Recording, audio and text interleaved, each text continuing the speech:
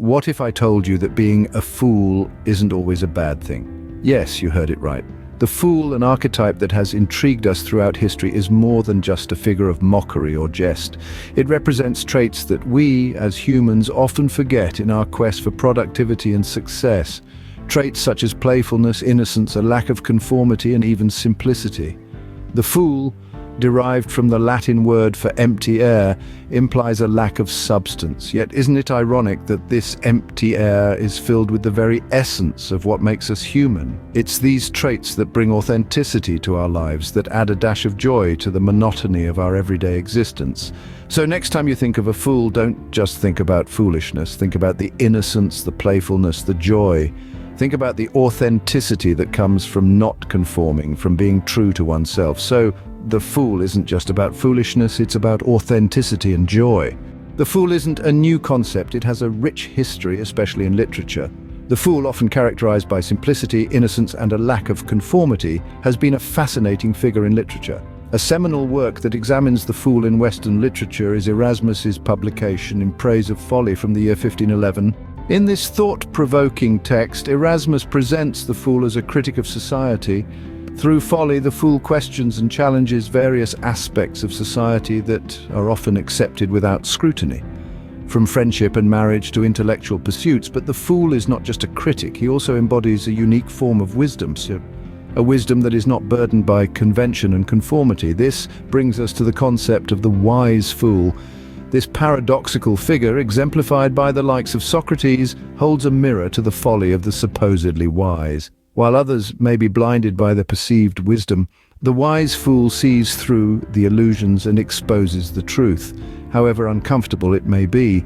The fool's wisdom is not found in books or scholarly debates, but in the simplicity of the heart and the courage to question the unquestionable.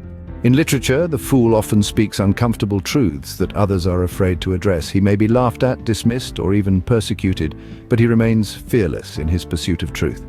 Through his folly, he persistently chips away at the facades of wisdom, revealing the hypocrisy and absurdity that often lurk beneath.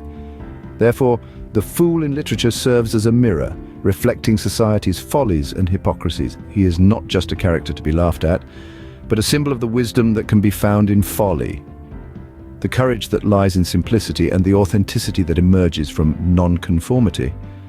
So the next time you encounter a fool in literature, remember there's more to him than meets the eye. In the world of fools, not all fools are created equal. There are indeed two distinctive types of fools, each with their own unique approach to life, truth, and wisdom.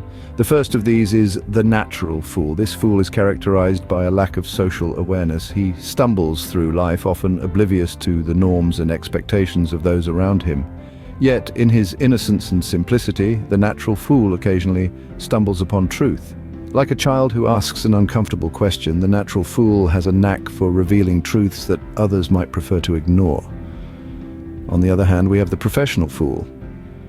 This fool is a master of humor and wit, using these tools not merely for entertainment, but as a way of disguising harsh truths. Like a court jester who makes the king laugh while subtly critiquing his rule, the professional fool knows how to wrap an uncomfortable truth in a layer of laughter. Regardless of their type, fools are fearless truth-tellers, often becoming wise through their perceived folly. The fool isn't alone, he's part of a fascinating trio. Indeed, the fool shares the stage with the clown and the trickster. These three intriguing characters, while uniquely individual, share several common traits. They are the jesters, the pranksters, the ones who often disrupt the status quo with their unpredictable antics.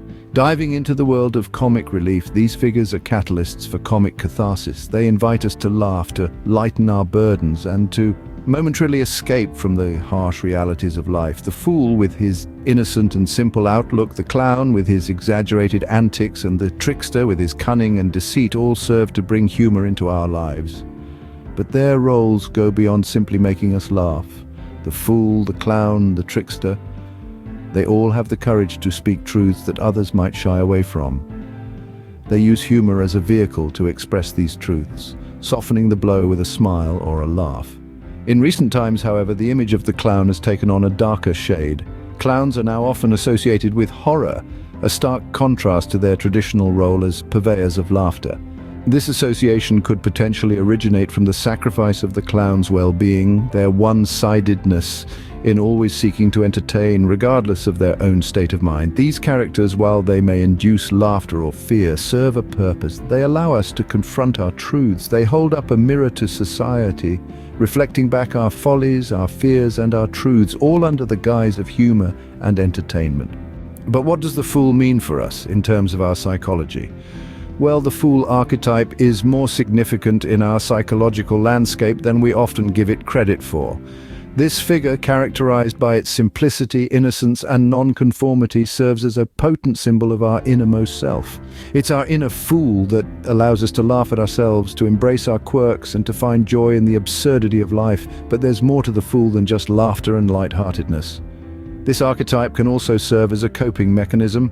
We see this in the concept of comic catharsis, a psychological phenomenon that allows us to use humor as a way to deal with our emotional and mental struggles. The fool, with his knack for turning serious situations into comedic ones, provides us with a kind of release, a way to let off steam and cope with life's challenges. For those grappling with mental disorders, the fool can be a particularly important figure. Comedy can serve as a shield, a way to disguise pain and hardship. By embodying the fool, individuals can navigate their struggles with a bit more ease, using laughter as a form of self-therapy. So, while the fool may be seen as a figure of ridicule or insignificance in the landscape of our psychology, he plays a crucial role. He gives us permission to laugh at ourselves, to take life a little less seriously, and to find joy in the midst of struggle. In essence, the fool, in all his simplicity and folly, holds a mirror to our psyche, and often what we see isn't foolish at all.